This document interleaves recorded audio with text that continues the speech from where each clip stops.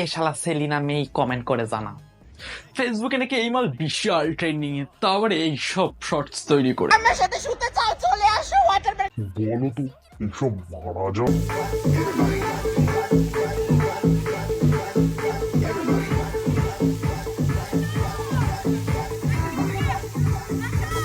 এর এই ভিডিওটা দেখে কে কি কমেন্ট করে চট করে কমেন্ট করে ফেলো। আর এর সাথে যে দিদি আছিস তার পবিত্রতা দেখে তো সেটাও লজ্জা পেয়ে যাবে। তা বলছি দিদি, আপনি কি প্যান্ট পরে আসতে ভুলে গেছেন? টোটো ভাড়া করে দেব না, মানে তাহলে একটু প্যান্টটা পরে আসতে পারতেন।